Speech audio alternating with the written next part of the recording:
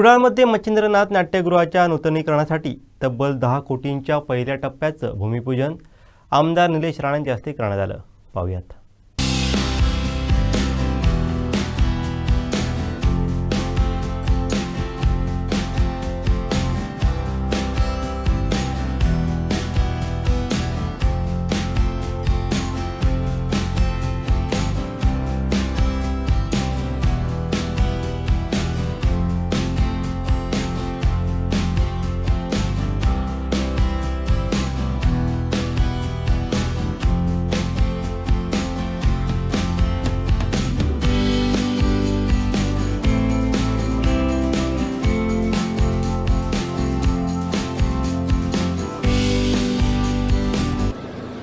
ज्याचा उल्लेख आता सामंत साहेबांनी केला.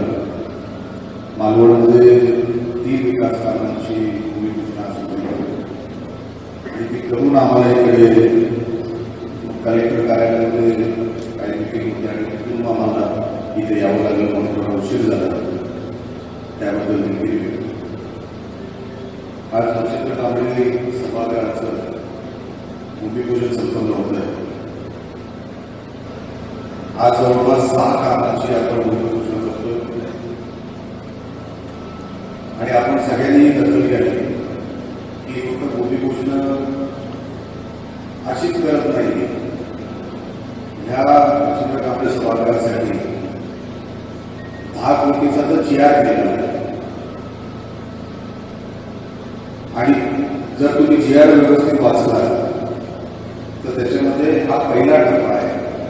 दुसरा टप्पा जो येणार आहे तो 3.5 कोटीचा येणार आहे. म्हणजे सगळी वास्तू ही जवळपास 13-13.5 कोटी रुपये या वास्तूला लागतील आणि ही वास्तू पूर्ण होईल. अगोदर PWDच्या माध्यमातून ही इमारत जे काय आपण बघतो आजूबाजूला ही तयार झाली आणि तो आता वर्ग जाणार नगरपंचायतीकडे. आता उरलेलं काम सीओ साहेब नगरपंचायत करणार आहे. माझी अपेक्षा अजून आहे की नगरपंचायत हे काम करणार बाहेर असं जेव्हा निश्चित होतो आणि एवढा मोठा फंड आपल्याला इकडे जेव्हा मिळणार आहे तर त्याचं इम्प्लिमेंटेशन व्यवस्थित झालं पाहिजे. आता इमारत आपण बघताय त्याच्या आतमध्ये म्युझिक सिस्टम असेल, त्याचं स्टेज असेल, त्याचं सिटिंग अरेंजमेंट असेल, लाइटिंग असेल, सगळं त्याच्यामध्ये 13.5 कोटीमध्ये पैसे वाचतील कसे असं जर काही लोकांचा डोळा असेल तर ते हाणून पाडतात.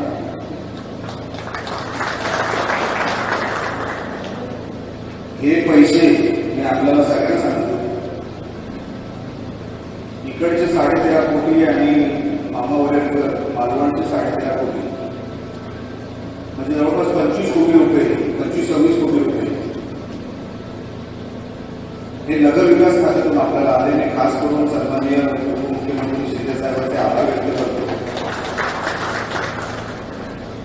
मी साहेबांना सांगितलं की साहेब ही 2 कामं आमच्याकडे होणं गरजेचं आहे आणि ही 2 कामं आल्यानंतर अनेक वर्षापासून ही कामं रखडली तर मला ही 2 कामं तुमच्याकडून हवी आहेत. एका मिनिटामध्ये हे आपल्याला सविस्तर उत्तर मिळालं. एका मिनिटामध्ये अधिकाऱ्यांना बोलवलं, सचिवांना सांगितलं की अमोल निलेशचं काम आहे, एवढे पैसे देऊन टाका. एका मिनिटामध्ये. तर जर महायुतीच्या माध्यमातून, सन्माननीय शिंदे साहेबांच्या माध्यमातून, नगर विकास खात्याच्या माध्यमातून जर आपल्याला हे पैसे मिळाले तर काम पण शिवसेना दर्जेदारच झालं. त्याच्यामध्ये कोणाचा इंटरफिअरन्स नको.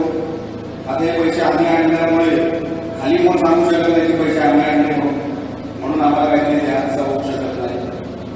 आणि जर असं काय झालं तर स्टिंग ऑपरेशन करा आणि मीडियाच्या समोर आणा. जे काय व्हायचं ते होऊन जाऊ दे, पण काम दर्जेदार आहे. कामामध्ये कुठेही काही प्रॉब्लेम येता कामा नाही. तर आता एवढी मोठी रक्कम माहिती आमच्या शाखेमध्ये लढती बघते त्याचा कोणाकोणाचे फोन झाले कॉन्ट्रॅक्टर असं काय होता का नाही. हेच मी मालवणमध्ये पण सांगितलं की आपण हे सगळे पैसे आणतो कोणासाठी. हे कुडाळचे पैसे, हे माझ्या कुडाळवासियांचे पैसे आहेत. कोणाच्या हे नाही. झाल्यानंतर ते वीजचं जर खर्च झालेला आहे ते आपण आपलं अपयश आपण या शहरातून काहीतरी घेऊन जातो. अहो माझ्या शहराच्या अधिकारातलं आहे, ते अधिकार कोणी मागून आहे म्हणून मी तुम्हाला हे सगळं सांगितलं. कारभार पारदर्शक असावा. माझ्यावर 1.5 वर्षामध्ये एकही माणूस आरोप करू शकत नाही अमुक माणसाकडे हे पैसे मागितले, अमुक माणसाला बोलवलं, तू नंतर येऊन भेटून जा, एक माणूस नाही इकडे मला माझ्यावर आरोप करणार. मी माझ्या अंगावर डाग लावून घेतला नाही. येणाऱ्या डिसेंबरमध्ये नगरपंचायत निवडणूक आहे. त्या नगरपंचायत निवडणुकीमध्ये लोकांना काय हवं आहे ते मला पण सांगितलं नव्हतं की याच्यासाठी तू 13 कोटी रुपये आण. एक दर्जेदार शहर देण्यासाठी आणि निष्कर्ष एक वेळ डाळ आपल्यावर लागता कामा नये लक्षात ठेवा.